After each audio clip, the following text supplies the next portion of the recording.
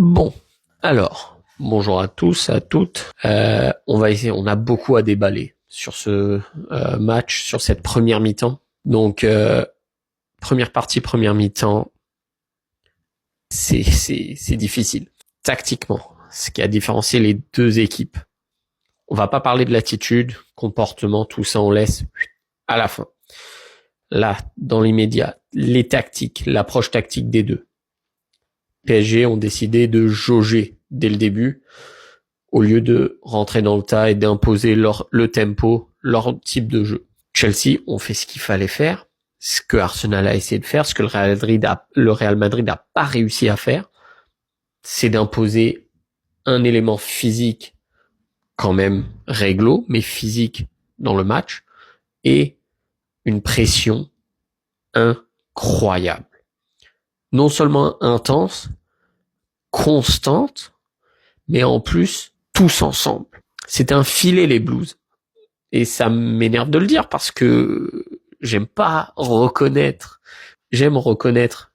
les forces, les faiblesses, donner le crédit où il est dû, mais j'aime pas le faire quand c'est pour des clubs londoniens, Chelsea ou autres. Donc, en tant que tel, ça m'énerve de le dire, mais ils ont super bien géré ça.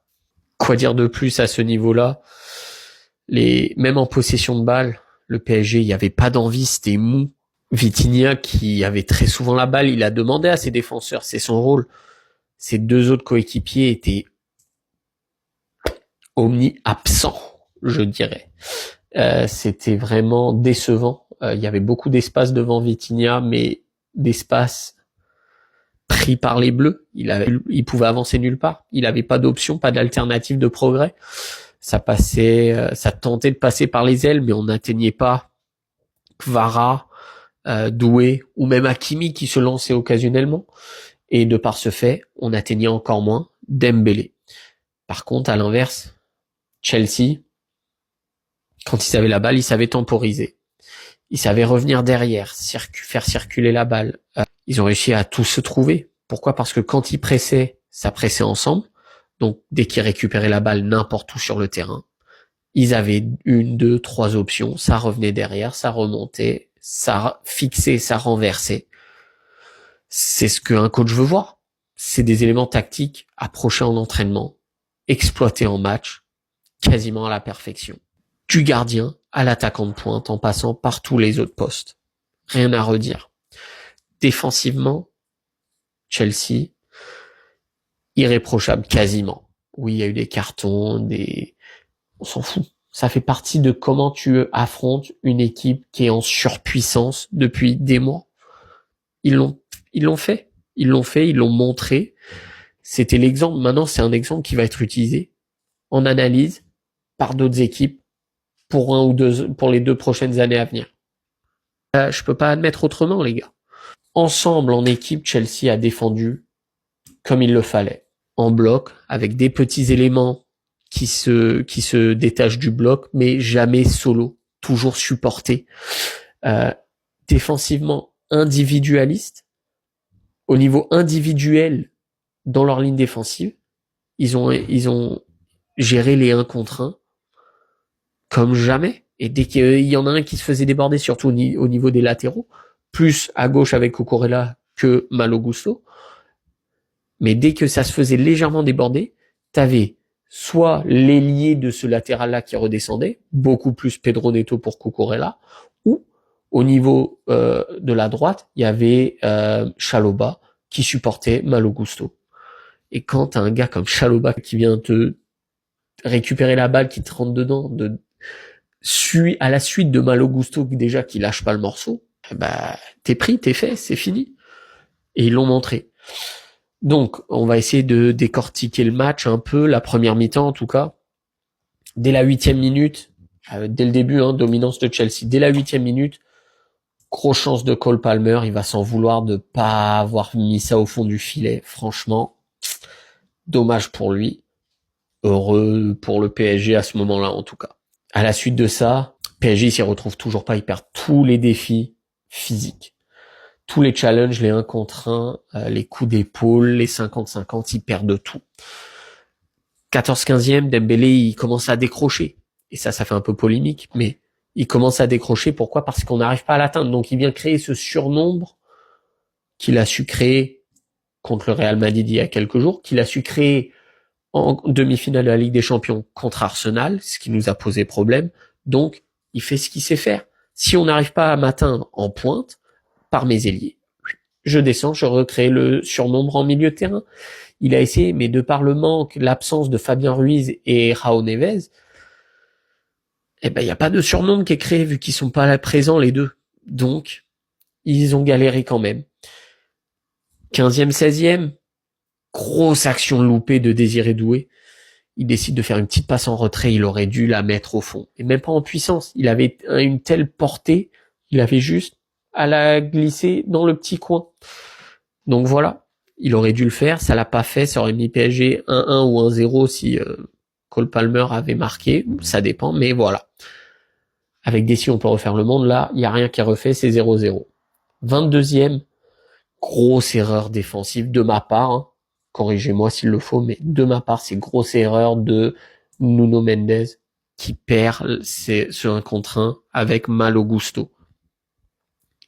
Il a pas géré la trajectoire aérienne. Il a pas su gérer l'affrontement physique. Il s'est fait prendre. Malo Gusto qui part. Il rentre légèrement dans la surface. La petite passe en retrait à Palmer. Pour le qui, encore faut donner le crédit quand le crédit est dû. Très bien gérer la balle, rester collé dans ses pieds face à 2-3 défenseurs qui ne se sont pas jetés sur lui. Mais de là à pas se jeter, ils en fait sont restés trop en retrait. Ils lui ont laissé assez d'espace. Ils ont pas géré cette proximité. Il la met au fond. Tant mieux pour lui. Tant mieux. C'est ce qu'il fait. Dès qu'il a 2 secondes sur la balle, il crée quelque chose. Pareil, 30e. Là, un aspect différent dans la construction du but. Beaucoup plus solo la conduite de balle de Cole Palmer. Par contre, comment il arrive à aussi efficacement rentrer dans la boîte alors qu'il était à droite, c'est avec le dédoublement pour prendre sa place de João Pedro. Ces dédoublements-là, quand ils sont effectués avec une bonne intensité, comme si on croit qu'on va marquer le but, quand c'est effectué avec un bon timing comme il l'a fait, dites-vous que ça donne ça. Même les meilleurs défenseurs du moment, ils savent pas gérer ces deux doublements-là. Et ils l'ont effectué, les gars, textbook, comme dans des manuels, à la perfection. Des doublements, Cole Palmer, il coupe, il rentre à l'intérieur. Le doute en plus de ça, des deux défenseurs centraux encore qui lui laissent trop d'espace. Ils ont pas appris il y a moins de 10 minutes du premier but. Il lui laisse le temps. Et il la rentre. C'est fini. 2-0 à ce moment-là. Quelques minutes après, 5-6 minutes après, 2 cartons jaunes en très peu de temps contre Chelsea. Eh oui, les gars. C'est le genre de physicalité qu'il y a. La ligue anglaise, elle est connue pour ça. Et surtout quand c'est une équipe ils sont underdog. C'est le deuxième choix ils vont rentrer, ils vont être plus physiques, ils vont s'imposer, ça fait des fautes, c'est pas très grave. On joue avec. Faut pas se laisser intimider, le PSG s'est laissé intimider. Et franchement, tout au long de cette période-là, jusqu'à ces cartons jaunes et même après, supériorité totale, j'ai envie de dire, quasi totale, on va dire, de Chelsea face au PSG. Ils gagnent tous les 1 contre 1, tous les 2 contre 1, même quand ils sont en infériorité, leurs joueurs en individuel sont capables de mieux gérer les situations. C'est des mauvaises prises de décision collectives et individuelles. Et encore une fois, 43e, le PSG, cette ligne défensive, contrairement à celle de Chelsea, qui ne sait pas gérer les dédoublements, les appels contre appels, les changements de direction. Cette fois-ci, João Pedro, il rentre, il reçoit une petite passe coupée dans la boîte, il est libre, solo. Regardez-le, en plus il court en presque ligne droite dans le centre de la boîte, tout seul. Les deux défenseurs centraux, ils sont complètement absorbés, mais un par la balle qui est coupé vers Pedro, Raul Pedro, et l'autre qui est, j'ai pas compris pourquoi il est absorbé par ce qui se passe à l'opposé. C'est pas lui, il doit faire confiance à son latéral. Pourquoi il lui fait pas confiance? Il aurait dû mieux se placer, il aurait dû mieux observer aussi. Par contre, petite part de responsabilité dans cette faute à Vitinha. Autant il cravache depuis le début du coup d'envoi sans support de ses deux milieux aussi, mais sur cette course-là, sur ce repli défensif-là, il aurait dû être plus intense, plus rapide et plus observateur. C'est rare qu'on le voit avec un mauvais jugement, une mauvaise prise d'information, mais là, il n'a pas géré l'information qu'il avait devant lui, qui était la présence de Raul Pedro seul. Normalement, il est là. On le sait, on connaît sa qualité, il le fait tous les matchs quasiment. Mais là, il l'a pas fait sur cette action-là, et les gars, ça a été fatidique. Il a marqué Raul Pedro. 3-0 à la mi-temps. Quoi dire de plus? Faut que je donne encore un crédit où le crédit est dû. Pedro Neto, ailier gauche, avec Cucurella en latéral, il l'a aidé, il l'a supporté. Oh, il est devenu presque un 5e défenseur tout au long de la deuxième mi-temps, dès qu'il perdait la balle. Incroyable. Un taux de travail hallucinant. Ils ont su bloquer justement ces largeurs du PSG pour Kvara, pour Doué, pour Hakimi. Et on voit que quand on coupe ces options-là du PSG, quand on tente et que ça foire comme Arsenal, bah ça c'est foutu pour Arsenal ou les équipes qui le tentent.